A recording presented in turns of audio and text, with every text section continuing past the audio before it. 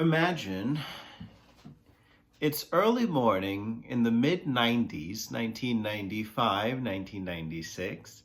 You have to go to work on a regular day. You take the crowded subway and you go on the first car, either as you always do, or you wanted to try something different today. Suddenly, the train comes to an abrupt halt. Someone comes over the loudspeaker. There's been an explosion at Tsukiji Station. Please bear with us.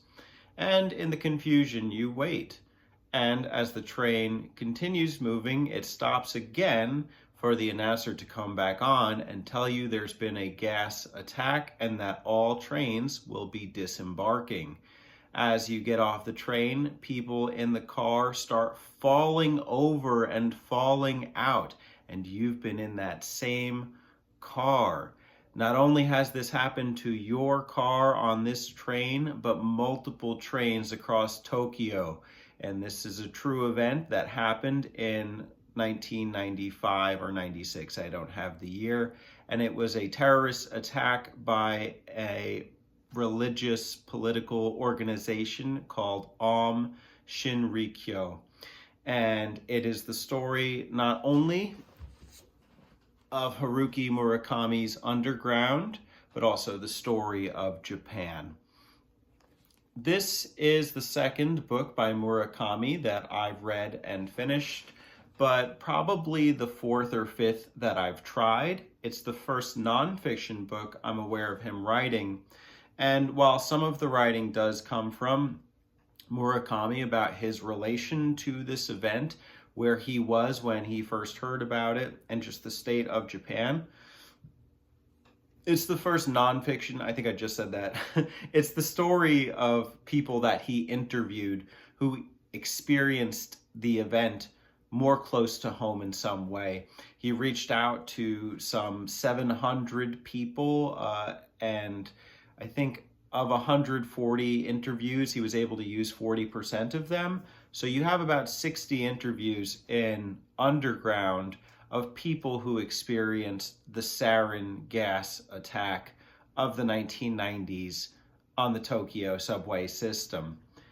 And everyone experienced it in a different way, but it's very interesting to hear their perception and their view of the event and how it affected them individually, their confusion. And then the second part of this book is actually interviews with people who were in that organization, They aren't the main perpetrators, but they're people who were sort of drinking the Kool-Aid and joined the cult. And it's very interesting to hear their perspectives as well. The author's style in the interviews in the beginning is more so allowing the interviewee to talk about their experience uninterrupted and only italicized points for clarifying questions, whereas in the interviews with members of there are some moments where it's more pushback. Why would the organization ask you to do this? But that's really just this kind of thinking. It's not entirely argumentative, but I think he makes a point to not humanize too much people who are affiliated with the terrorist organization. But he also wants you to see that ordinary people like you or me are ones who are getting sucked into this kind of lifestyle. It's very interesting, the parallels from to American society. I don't want to go too political, but I do think when you hear things like people believing in election interference and fraud when your party doesn't win, come on, that's not too far off.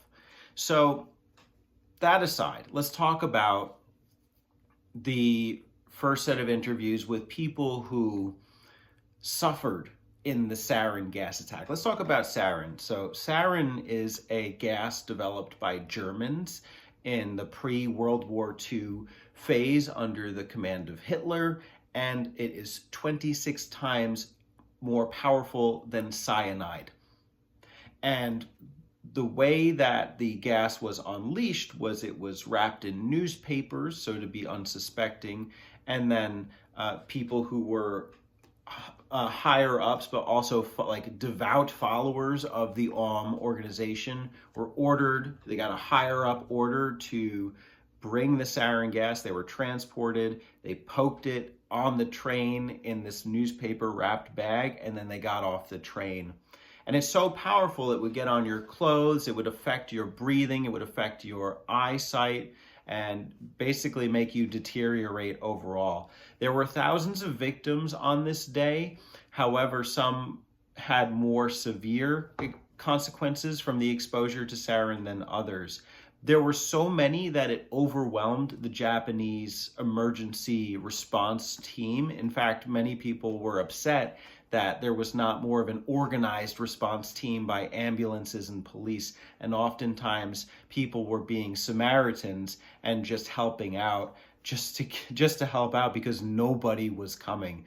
So it's very interesting to see how people pooled together in some of these interviews to facilitate helping others. And it's also interesting to see people's survival stories.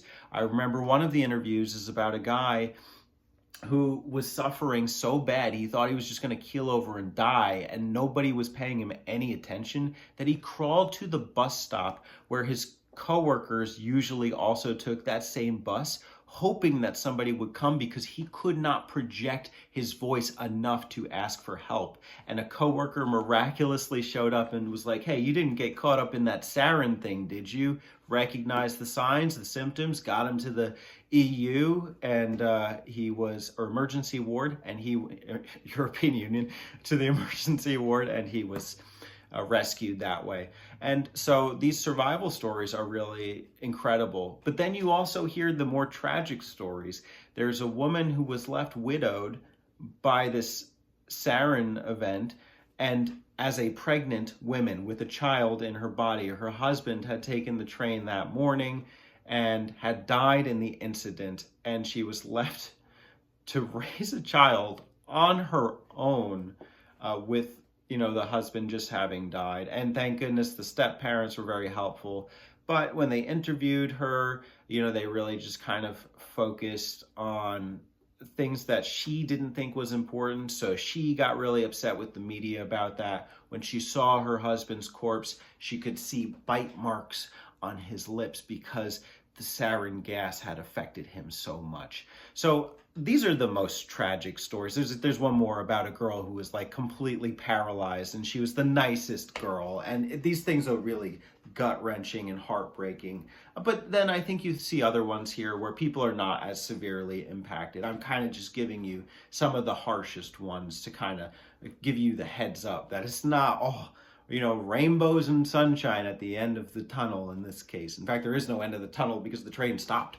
But it's very fascinating to read about this unique event in Japanese history that the author feels is glossed over. A lot of people are like, well, it's done and said, happened. And seeing instead, like, really how tragic this whole thing was and how people kind of got snookered. Good people, like people who are doctors and lawyers and just average everyday people, got snookered into this religious cult in order to facilitate this process of unleashing poison on your own citizens. And I'll explain a little bit about the interviews. So a lot of these people kind of got into it because they believed they could be saved, that there was salvation, and that the everyday life was just not doing it for them. The secular world, as they call it, was not helpful. They wanted to go to this more traditional kind of Buddhist sect of society, and they felt was the only organization offering that. They actually, saw things with their own eyes that made them believe, oh my gosh, I can levitate now. I still don't understand this, and I don't know that I care to, but they believed it. And so they fell for the organization. And a lot of them still have trouble admitting that this organization is responsible for these attacks. But they also have opened their minds as more information has come out. And what's very interesting about it to me is like how a cult, can have good ideas, and they can also be completely destructive.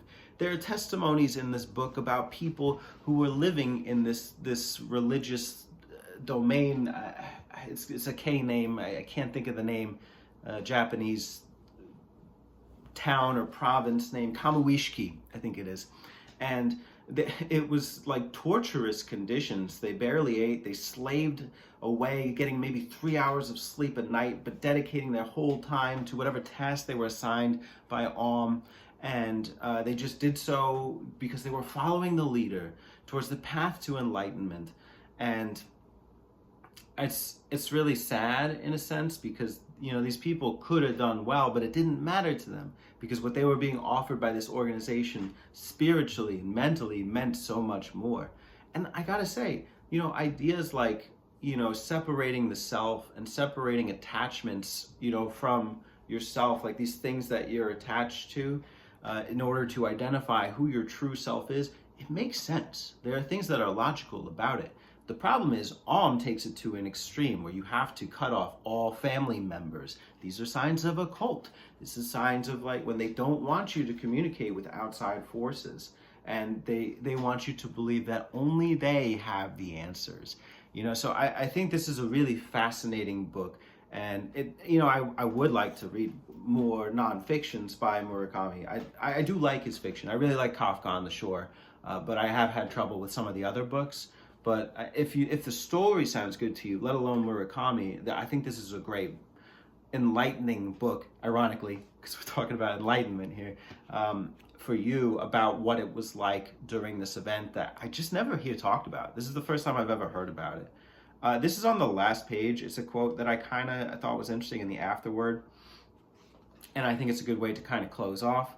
So we need to realize, actually, let's go a little bit earlier.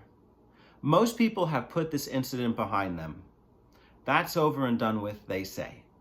It was a major incident, but with the culprits all arrested, it's wrapped up and doesn't have anything more to do with us. End quote. However, we need to realize that most of the people who join cults are not abnormal. They are not disadvantaged. They're not eccentrics. They are the people who live average lives, and maybe from the outside, more than average lives, who live in my neighborhood and yours.